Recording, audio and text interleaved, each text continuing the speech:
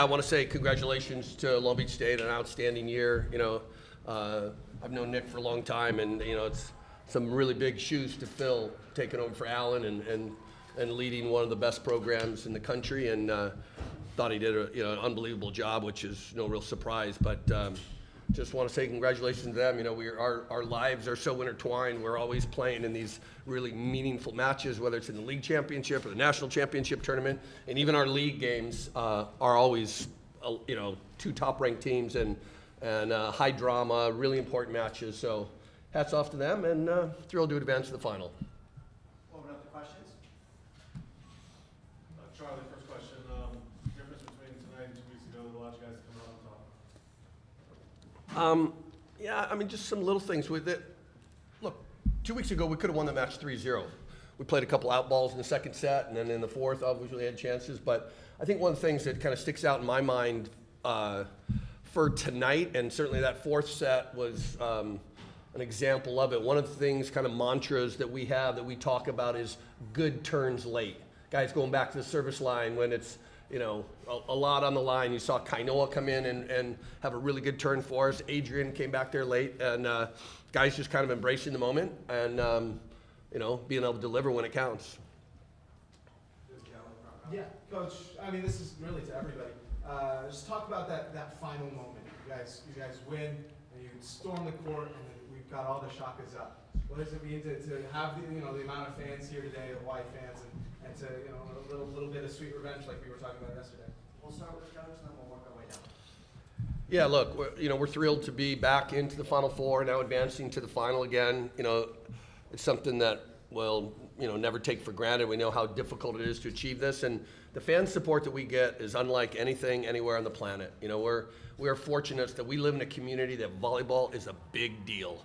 Okay, men's volleyball, women's volleyball, beach volleyball has just been such a big part of the community in Hawaii, not just in Honolulu and on Oahu, but throughout the state. We know that we're playing for an entire state when we get out there and compete, and it's a big deal, not only to us, but to all the fans that are coming. So we see all these people that show up and come to support. We want to do everything we can to send them out of here with a win. Over here. You guys have had your battles. Did anybody else want to answer that? The other part of the question? I think Louis wants to answer that. No, it's all tough after him. He said everything I wanted to say. Yeah. Just the amount of support we feel from the fan base is unreal. After we win a game like that, a big game, we can just feel the energy of everything happening. Like, the crowd's super loud, and at first it doesn't feel real because we're still ready to keep playing, but once that moment happens and you see everyone just start to rise up, it's the best feeling in the world. Yeah, and to talk about the shaka at the end, I think everyone took it a little personal in Hawaii, what he did. Even if he didn't mean to do that, everyone took it personally, so that's a little way to send it back in the classy way. This is a question for you, Coach. What's your name and where you're from? Los Angeles Times. Obviously, you guys' battles with Long Beach State has been well documented over the years. What does it mean for not just 3 conferences, Big West Conference teams playing in the Final Four, and now there's 2 Big West Conference teams in the championship? What does it mean for the conference as far as men's volleyball and where it's going? Well, men's volleyball certainly seen a lot of growth over the last few years, and in terms of where the Big West stands in men's collegiate volleyball, we've said from the beginning that since inception, the Big West is the strongest men's volleyball. This is the 3rd time that 2 Big West teams will be playing each other in the final. Long Beach beat us in 19. We beat them on that floor in 22, and we'll tee it up again against Irvine tomorrow. So, and again, we're very fortunate that volleyball's a big deal in the Big West. They do a lot to give us the platform to play at the highest level, and I think it's recognized not only across the country but around the world. Rob Sparrow from College Volleyball Weekly Men's Top 20. This question is for Justin. You went down in the Big West semifinal with an injury. Come back tonight and on fire. 2 solo blocks, 8 block assists. Not a lot of attempts in the middle, but were you going according to the blocking plan, or was Coach trusting you with Reed tonight? Well, first I'm going to answer the question of how I felt getting back in. And I wanted to show what I could do against Long Beach, and our team does an amazing job, but I wanted to contribute, and I worked really hard. And for the blocking part, I give a lot of credit to my teammates, because at the net, whenever we're blocking, everybody's communicating to each other what we have to do, everyone's responsibilities, and it just makes it a lot easier for me and my teammates to block and get more blocks. So. Yep. Question for Louis. Coach talked about service turns late, and it seemed like you were kind of feeling, a little frustration from the service line tonight, but you kind of got it started with those 3 serves midway through the 4th set when you guys were down. What's just kind of your mindset at that time, and just, how important was it to you to get those in? I said I was playing so bad in the service line that I couldn't do worst, and my team needed me at one moment, and I had to answer in a good way. So get my ideas together and I know how to serve, just try to lock in a little more and try to give everything to my team, and it worked. So it's great. Question for Louis and Justin.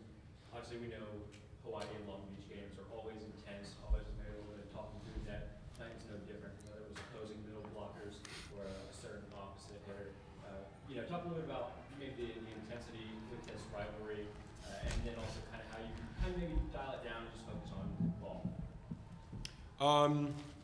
Yeah, the rivalry has been here forever, even way before us. And I think trash talking is so great in our sport. Trash talking is something that will fire you up. That's something that will always be part of the game. In any other sport, in football, everyone is trash talking. Basketball, same. So everything is friendly though. We're playing volleyball. We're not going to go under the net and start a fight. So everything is pretty friendly. But at the same time, when you block someone pretty bad, or when you bounce a ball on someone, you want to let him know that you're better. So I think that's a lot what happened against Long Beach, because they have really good player and we have a really good player.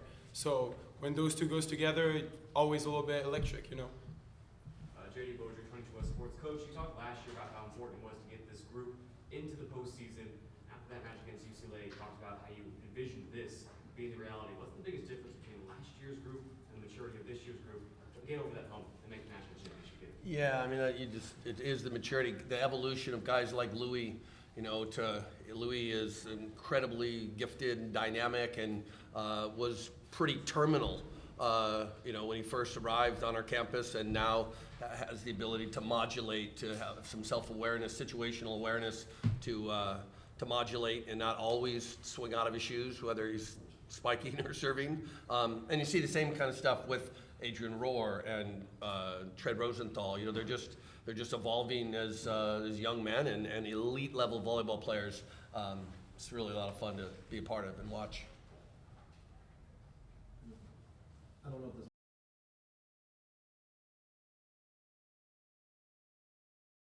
And was kind of battling through a little leg issue. You talked about.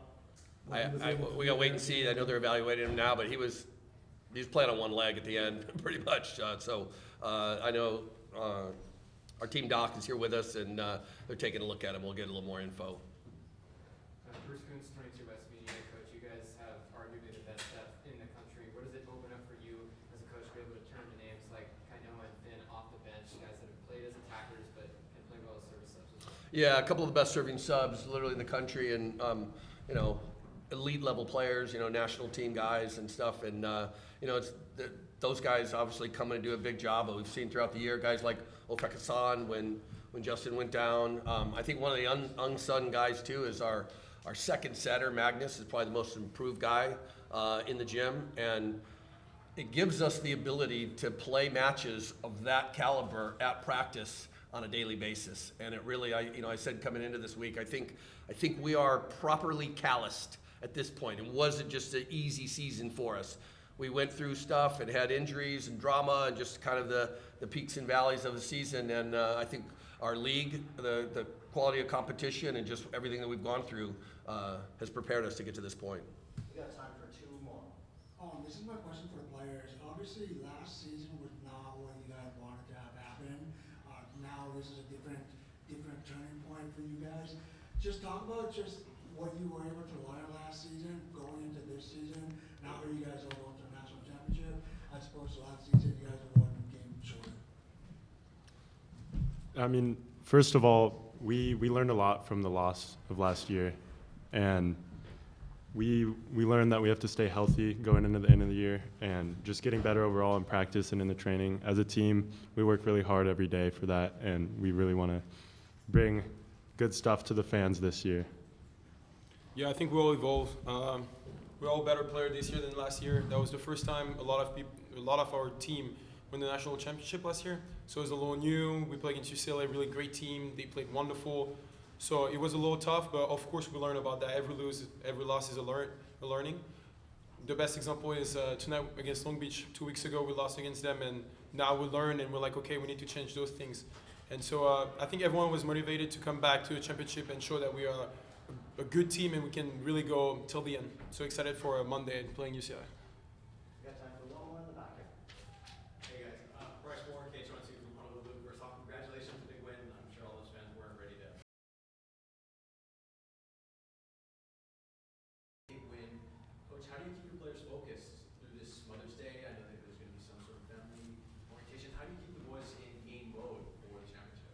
Yeah, look, these guys, like I said, I think we're probably calloused. I think they understand the gravity of the situation. So, really have to kind of back off, decompress. We'll come in here for a couple hours tomorrow, get a nice practice in, and then really have a nice kind of family gathering for the entire team and celebrate everybody's mothers. A lot of them are here. The moms were all trying to start to organize. I'm like, stop it. Let's let the dads and the other people to plan the meal and kind of have some time tomorrow just to appreciate family and appreciate the mothers. I think that as young men, I'm sure their mothers are a huge part of their lives, and then it'll be back. We'll flip the switch and be back to game day on Monday.